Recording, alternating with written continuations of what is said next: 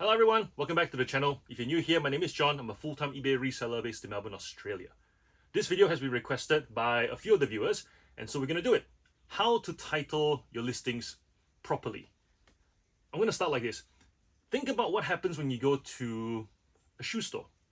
When you go to a shoe store, first thing, you go to the place, the shoe store. eBay is a place.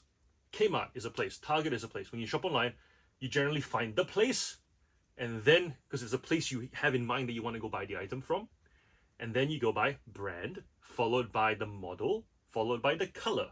So you've got the brand, and then you've got the model of shoe, and then within that model set, you've got several colors, usually variations. You pick the color you want, then after that, there's the size. Your gender informs the salesperson whether it's a men's or women's shoe that you're after. So when you think about titling, we like Nike, LeBron 2 basketball shoe. That's the model. Blue, white, black, whichever color, men's size 12. And then there's any other space, you might put a variety of colors based on what colors you see on the shoe. Yeah, you might go mid or low, maybe, if that's a model, but that's usually already in the model. It'll be like LeBron basketball shoes, mid or low, because that's specific to the build of the shoe. If that doesn't make sense, the salesperson, when they go back into the storeroom, what happens is they will have a section, the Nike section, and within that section there will be the model of shoe sorted by color, and then within that color there will be size 7s usually at the top all the way to size 12s at the bottom. So that's how someone retrieves an item for you. They don't go to the back and there's a whole section of size 12 shoes and they have to pick through that's a LeBron, and that's the black one, but he wanted the blue one, blue one's over there. No, it's already segmented that way per the titles.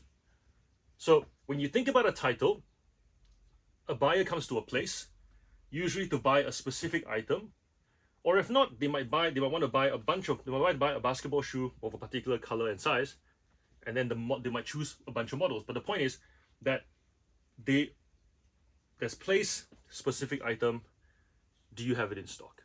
That's how the search goes. Then you appeal to the more general buyer by adding other words that describe the item that might help them to consider if this item is a fit. For example, you might go, so you have Nike LeBron 2 basketball shoe, men's size 12. You have the red, white, yellow, blue, if those are colors on the shoe. Someone who types in basketball shoe, men's size 12, yellow and red, this will still come up. Because really, there are times when people in real life will go to a shopping center and they'll wander around, every time they see a shoe store, they go, I see a yellow shoe there, I wonder if they have it in my size. Oh, I see another yellow shoe there, I wonder if they have it in my size. You want your titles to also pull that buyer in potentially as well. When you title that way, if I'm looking for the specific shoe and I search for it, that listing will rank higher because it's specific to me. If I'm searching for a general shoe, it will just be in the mix, sort by price. But here's the thing, it doesn't need to rank at the top because that is a scrolling buyer anyways. They'll search if the results are narrow enough, let's say 100 listings, they may scroll, they may decide, you know what, add another color, I want it to be yellow and red. Results then narrow and they're scrolling. So if they're scrolling, they'll get to yours eventually. There's no guarantee that your listing will always be at the top. But it doesn't always need to be either, because every item is unique, and if it's an item that appeals to the buyer, eventually they'll get to it. So that's the first thing. Start with the item specifically for a specific buyer, and then the general search to kind of qualify it for a bunch of other searches for that scrolling buyer. So that's number one. You'll find that I always think about what happens in real life situation, because that puts it into perspective. People think that, if I go online, if I hack it, I do this bunch of steps, I'll get where I want. No. The fact is, in real life, people go to stores, real stores, look for real items. There's a process that is quite consistent in the way people do this in real life. And online is just to replicate the real life easier and faster. That's it. So that's number one with titling. When thinking about maximizing that 80 characters in your titles, let's talk about words that you shouldn't use. Words like rare. Rare is very specific to the things I sell, which is toys. Because when thinking about rare items, if I search for this item, which is like a BAF Marvel Legends Sentinel from Toy Biz, I get if I type all those words in, I get like a search about 5 items ranging from about $200 to $400. The buyer looking for that item already knows it's rare. They already knows it's sought after. I don't need to add the word rare, especially in caps lock or VHTF, just so that, because firstly, no one ever looks for an item on eBay saying Marvel Legends rare figures. No one does that. No one goes Marvel Legends VHTF figures. That's just a silly search, because that search conveys to me there's someone who doesn't know anything about the category. So when we think about eBay being a search engine, if the person is willing to pay that $400 mark, they already know it's rare. Saying that it's rare just makes the seller look obnoxious. Makes the seller look like they don't know what they're talking about, even though they do. So that doesn't work in your favor. If they search for Marvel Legends Sentinel figure, X-Men, that's more because they watched the movie. You know, I think it was Days of Future Past. I think that's when the Sentinels were shown. Like, they might go, okay, I want to buy a Sentinel figure. Now they get a search result of 200 listings, right? So your listing that goes rare doesn't appear rare, because if someone doesn't appreciate the difference, you're just gonna look like you don't know what you're talking about anyways. Especially if your price point is like freaking high compared to everyone else. And you're making them sort by low to high and then high to low to figure out, okay, here's all the high end, does it all match up in the high end? So don't use words like rare. The second reason you don't use words like rare is because a lot of sellers don't actually update their listings. They'll list something, and if they happen to be the only one on eBay, they'll go, ooh, it's rare. Rare goes into the title. And then for 9 months until the item eventually sells, if it does sell, the title never gets revised. And because of that, that item could sit in a search result of 10 items, 20 items, back to 2 items, 4 items, because cycles happen on eBay, and that listing just doesn't move because maybe the photos are crap, maybe the pricing is off. But because there isn't a constant review process, that word does nothing, and that word is pretty useless, so don't use it. Another thing is subjective words.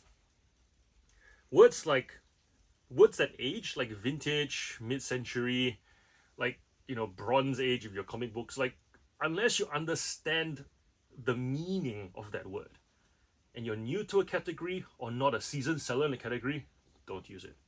And the reason is because there are many listings on eBay where someone has picked a word they don't understand, and then a bunch of dummies have copied that listing over and over and over and over again. And then you end up being the icing on top of a dummy cake of listings that don't know the meaning of a word. So unless you know the meaning of the word, don't use it. What happens is when someone doesn't understand a word, they use it, the item is sold, and the buyer goes, this isn't vintage, because my definition of vintage is, now you're screwed, because eBay is going to make the buyer return the item for a refund, or just give them the refund outright. Don't set yourself up for that, because those words don't add any value unless they actually identify the item. So mid-century, it does identify a particular era of items. But if you just want to say an item is old, but don't want to say the word old, don't say anything at all. Just identify the item as is. Okay? So that's subjective words. There are words that are a combination of several things. I'll use color. Color is a great example, because there are people who, right now, like blue-green is quite trendy. So blue-green can be anything from aqua to turquoise to teal to mint green. And sometimes when picking a color, unless you have an actual color palette, a bunch of swatches to pick the right color, you might go, oh, I guess it's aqua, or I guess it's turquoise. Just put blue-green. Because here's the thing. The buyer doesn't have color swatches either. They don't. So as far as they're concerned, anything blue-green could be aqua. Anything blue-green could be teal. And then what they'll do is they'll search for the item, and if they don't see the shade that they want, bearing in mind color reproduction on photos is not the best either, but assuming that it's pretty close and they don't see the shade they want, they will eventually go blue-green. And if they do blue-green and you don't have blue-green, your listing falls off the search. Pick colors that are the fundamental building blocks of that mixed color. And you can do it in a bunch of different ways as well. I'm trying to think, like purple, right? You've got like your lilacs, your violets, your indigo. I've seen listings that have those words, but not the color purple. And it's just like, of course, no, it's not gonna sell unless someone looks for violet specifically. And even then, if you get the color violet wrong, the buyer's not gonna be happy because the buyer will be like, ah, frick, it's not violet. I wanted a different shade. And you can argue back and forth for what violet actually is, but that's not productive. And once again, it's a waste of time. Even if you're right, don't set yourself out to waste time. Okay? There was one more thing. One more thing. Yes. Always include the thing that it is. I'll explain.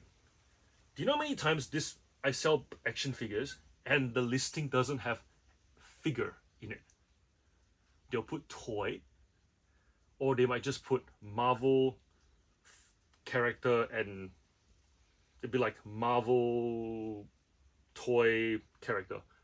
Legends narrows down the range and it's automatically a figure. But there are some toys that don't have specific range, like DC icons. The moment you put DC icons, you get those figures, the articulated figures. When you put Marvel Legends, you get these figures. But there are some things that don't have a range word that automatically tells eBay it's the figure. And you'll be surprised that without the word figure, you'll get everything from posters to mugs to any other licensed thing. And so for most items, you'll have the space for it. Put in the thing that it is. Figure. I've seen listings of women's denim pants but without the word jeans. But then the listing is like, 30 characters long. There's like another 50. Put in the word jeans. It's not that hard. I've seen listings like, because when Jenny was looking for some stuff, I think she was after some like leggings, and maybe it might have been yoga pants. But it was because it was like there were listings for yoga pants without the words leggings in it. Even if they are not leggings, there are women who refer to them as leggings. There's space in the title. Put it in there. Because you don't want to be disqualified from that search as well. As if there's a guy buying it, for example, right? Like if I'm trying to buy something for my wife says to me, hey babe, I really want something it needs to be, and I hear the words floral, I hear the words pink, I hear the words purple, and I go, okay. I go to eBay, I'm like, I want to surprise her with some, I'm going to put the words leggings. Maybe not Spanx, I think Spanx is like a Vero word, but like, I'm going to put the word leggings in, because to me, anything fitted for exercise, they count as leggings. I might use the word sweatpants, I'm not going to use track pants. You get the idea. The point is, state the thing that it actually is, and potentially is. And and as long as it identifies the item, don't go and put like track pants, sweatpants, like a whole bunch of words that it isn't. You know what I mean?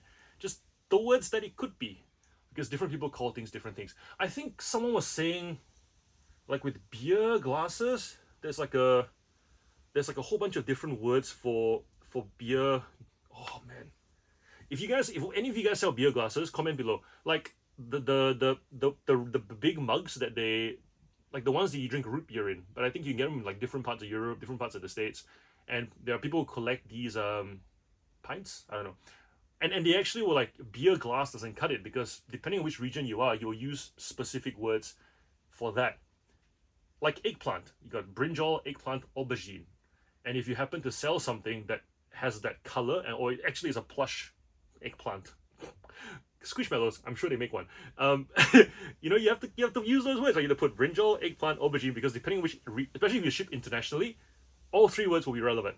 So, to recap, start with the specific buyer who's after the specific item, followed by general words that identify the item, like the colors, if there's a leather strap, rubber sole. If you have the allocation for it, put it in there, so that the window shopping buyer who happens to scroll through listings to see if there's anything they might like, or if someone saves that search, by the way, I forgot about that. If someone saves that search, the general search, they could be literally every day for an hour going onto their eBay saved searches to scroll and see if there's any item that's of interest to them within that general search parameter. Don't disqualify yourself from that search, because that's a very impulse buyer, and if that buyer buys, he's probably going to be happy with it and not complain, because there's not much thought going into that buy. So specific buyer, general buyer. So that's the first thing. Second thing is, avoid words like rare, because rare varies by time and it makes you look obnoxious.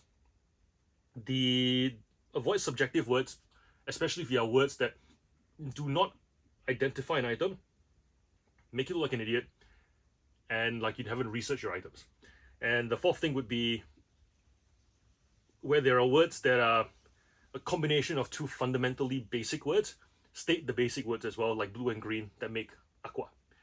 And the fifth thing is state the thing for what it is.